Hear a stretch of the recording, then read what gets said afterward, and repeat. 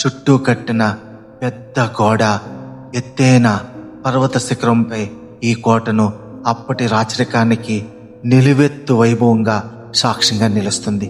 కానీ అటువంటి కోట ఈరోజు ఎందుకు భయానకంగా మారిపోయింది? 21వ శతాబ్దంలో కూడా సైన్స్ ఇంతగా అభివృద్ధి చెందుతున్న ప్రభుత్వమే ఈ యొక్క ప్రదేశంలో పారానార్మల్ యాక్టివిటీ లేదా పిశాచాలు దయ్యాలు తిరుగుతున్నాయని ఎందుకు చెబుతుంది? వివరాల్లోకి వెళ్తే అసలు ఈ కోట ఎందుకు శాపంగా ఉంది? స్థానికుల కథనం ప్రకారం 2 కథలు ప్రాచుర్యంలో ఉన్నాయి. మొదటిది అక్కడుండే ఒక సన్యాసి ఇచ్చిన శాపం. గురు బాలనాథ్ బాంగర్ కోట సమీపంలో ఒక ఆశ్రమంలో ఉండేవాడు. ఆయన ఇంటి దూరంగానే ఈ కోట ఉండేది. ఈ కోటను మొదట తలచిపెట్టినప్పుడు భగవాన్ సింగ్ ఆ సన్యాసి యొక్క ఆశ్రమానికి వెళ్ళి చేతులు జోడించి ఆయన యొక్క అనుమతిని కోరారు.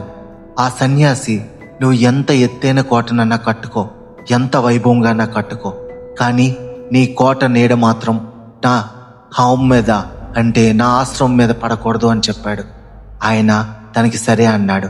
ఆయన మాటని ఆయన కుమారుడు మాధవ్ సింగ్ ఛత్ర సింగ్ అయితే విన్నారు, కానీ కుర్రవాడైన హుషారైన అజబ్ సింగ్ ఆ మాట వినలేదు. 4 అంతస్తులుగా ఉన్న కోటని 7 అంతస్తులు చేశాడు. అనుకోనిదే జరిగింది. కోపగ్రస్తమైన సన్యాసి ఆ కోట నీడ తన ఆశ్రమంపై పడడం గమనించాడు.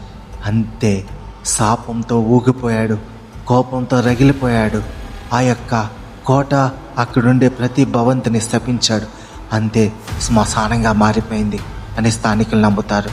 ఇప్పటికి కూడా గురు బాలునాథ్ శ్మశానాన్ని, ఆయన యొక్క సమాధిని మనం అక్కడ చూడొచ్చు. ఇంకా 2వ కోట. చరిత్రలో ఎటువంటి సంఘటనలు చూసినా మనకి ప్రేమ కథలు, మోహము, కామం కనిపిస్తాయి. ఎప్పుడు కూడా ఒక అందమైన మహిళను ఎవరో ఒకరు మోహించడం, ఆ విషయంలో జరిగే యుద్ధమో శాపమో అక్కడ ఉండే ప్రాంతాన్ని ఒక శాపగ్రస్తంగా మార్చేస్తాయి. ఇక్కడ కూడా అప్పటికి భూమి